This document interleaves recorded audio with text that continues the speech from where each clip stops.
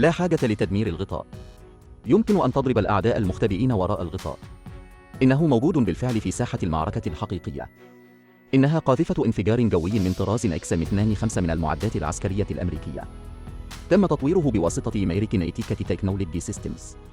الاسم الكامل ل XM-25 هو نظام الهدف المضاد للدفاع XM-25 المقابل، المعروف أيضاً باسم المعاقب.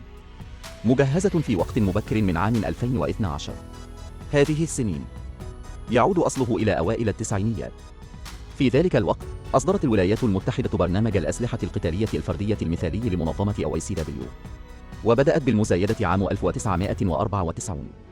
تم تصميم البرنامج ليحل محل بندقية M16، سلاح فردي مع قاذفة قنابل M203. كان من المقرر أصلاً أن يتم تجهيزها بالقوات في من 2005 إلى 2006، ولكن لأنه لا تزال هناك مشاكل فنية لم يتم حلها، خاصة من حيث الوزن. الشرط هو تضمين 30 طلقة من طلقات البندقية و6 جولات من القنابل الجوية. الوزن الإجمالي لا يزيد عن 6.35 كيلوغراما، لكن حتى عام 2002 لا يزال يجب أن يصل الوزن إلى 8.15 كيلوغراما، 1.8 كيلوغراما زيادة الوزن. لذلك يخطط الجيش الأمريكي للذهاب في خطوتين قسموها إلى أجزاء سلسلة. تم تطوير جزء البندقية وجزء القنبلة بشكل منفصل. عندما ينضب كلا الجزئين معاد تشكيل النموذج النهائي. ومع ذلك تم الإعلان عن جزء البندقية في عام 2005 على الرفوف إلى أجل غير مسمى. يستمر تطوير جزء القنبلة فقط.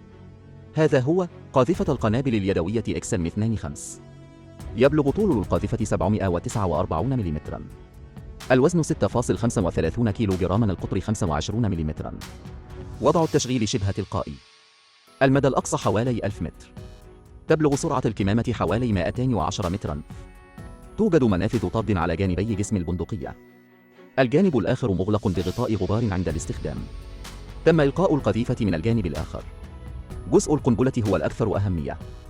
تم إطلاق قنبلة 40 ملم منخفضة السرعة من قاذفة القنابل للقديمة M203.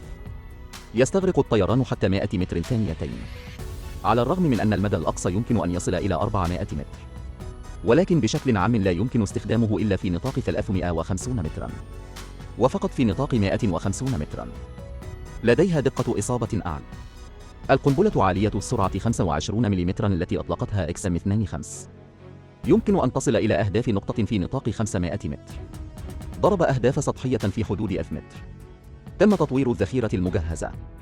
قنابل جوية بشكل أساسي بصمامات متفجرة جواً، طلقات خارقة للدروع وطلقات تدريب متفجرة. بالإضافة إلى ذلك يجري تطوير القنابل الحرارية وبنادق الرش الفولاذية وما إلى ذلك. قنبلة 40 ملم منخفضة السرعة بالرغم من أن مسارها منحني، لكن لها ميزة. هذا هو العدو الذي يمكنه الهجوم خلف غطاء مثل قذائف الهاون. القنبلة 25 ملم لها مسار مسطح، ولكن لا يزال بإمكانه التعامل مع الأعداء خلف الغطاء، وكذلك ضد العدو يختبئ في المنزل، طالما أن هذا المنزل له نوافذ. ومع ذلك عند التعامل مع التحصينات الصلبة المغلقة بسبب الدقة المحدودة على مسافة 100 متر، أخشى أنني لا أستطيع تحقيق ضربة دقيقة بضربة واحدة. تتأثر بشحنة رأس حربية قليلة جدا. الهدف الرئيسي لهذه القنبلة اليدوية هو المشاة. للتعامل مع المركبات المدرعة يمكنك فقط محاربة هذا النوع من المركبات الرقيقة والخفيفة. بالإضافة إلى ذلك فإن القنبلة الجوية أكثر تكلفة. السعر المقدر الحالي هو حوالي $25 للطلقة. هذه الذخيرة هي انفجار جوي بصمام قابل للبرمجة. يوجد ملف في كمامة XM-25. في اللحظة التي تخرج فيها القنبلة اليدوية من الغرفة يمكن أن تحدد وقت التفجير. بجانب يحتوي الجزء العلوي من جهاز الإرسال أيضاً على ملف XM-104 نظام التحكم في إطلاق النار. XM-104 مدعوم بالبطارية. عند اكتمال النطاق سيظهر على الفور موقع نقطة التأثير على هذه المسافة.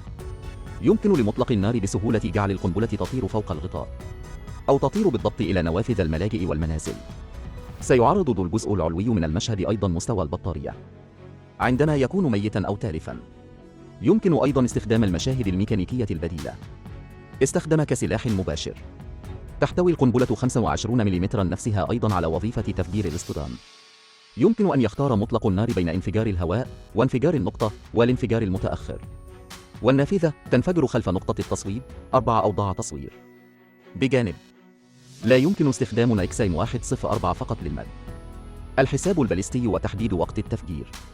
لديها أيضا الهدف تتبع الفيديو، يسمح للرامي بتحديد الأهداف وإطلاق النار بسرعة. يمكنك أيضا توحيد الهدف التالي مباشرة بعد الإطلاق، يقلل بشكل كبير من وقت رد الفعل لتغيير الأهداف. هذا مثل نظام تكامل معلومات منهجي. هذا السلاح هو عدو نيران المدفع الرشاش. بضع ضربات يمكن أن تجعل الخصم يخطئ، أكثر كفاءة بكثير من قنابل 40 ملم. هذه القنبلة الجوية قوية جدا.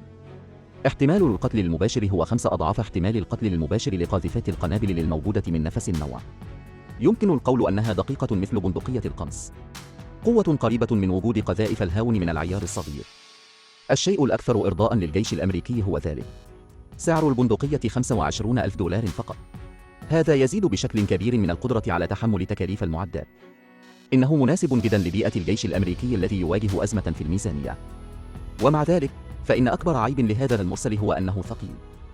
الوزن الفارغ وحده يصل إلى 6.35 كيلو جراما، نظرا لأن إكسام 25 هو سلاح مستقل، بالإضافة إلى حمل إكسام 25 وتخيرتها مطلق النار.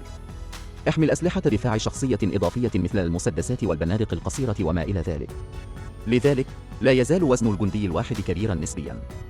ومع ذلك فمن المخطط أن إكسام 25 لن تحل محل قاذفة القنابل لليدوية، والخطة هي تجهيز كل فرقة مشاة بفردين.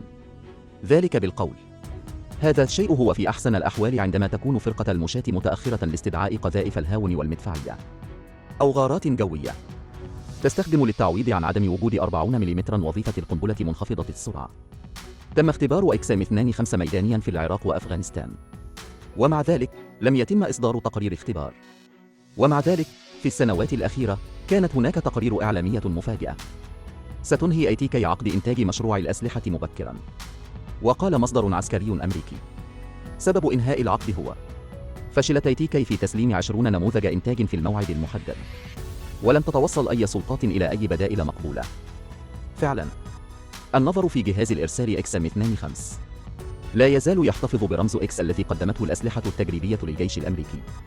مستقبلها غير واضح أبدا، قال شخص مقرب من صناعة الدفاع الأمريكية. السبب الجذري للموت المفاجئ لمشروع إكسام 25 أن البنتاغون لقد فقدت عملية البحث والتطوير التي تأخرت لأكثر من 20 عاما الصبر. وقنبلة واحدة تكلف $25، ووزن فارغ يزيد عن 6 كيلو جرام للنظام بأكمله، مما يجعل من الصعب تطبيقه على نطاق واسع. على سبيل المقارنة، نظام M203 بالكامل مقابل $600 فقط. الوزن الفارغ 1.36 كيلو جراما فقط. من الواضح أنها أكثر فعالية من حيث التكلفة. بجانب إكسام 25 غير مناسب لبيئة القتال المعقدة التي يهيمن عليها الرمل والغبار. يتطلب هذا النوع من الأسلحة النارية الكثير من دعم الصيانة. القواعد الخارجية خارج الولايات المتحدة القارية. صعوبة قبول الإصلاحات المطلوبة. نتيجة لذلك زاد معدل الفشل بشكل ملحوظ. على الرغم من هذا، مدفع القنابل إكسام 25 تقنيا يحسن بشكل كبير الفعالية القتالية للمشاة. الاحتياطي الفني من الجيل التالي من أسلحة المشاة الفردية للجيش الأمريكي. حسنا، حول إدخال قاذفة القنابل الجوية إكسام 25 ينتهي هنا. شكرا للمشاهدة. أراك المرة القادمة.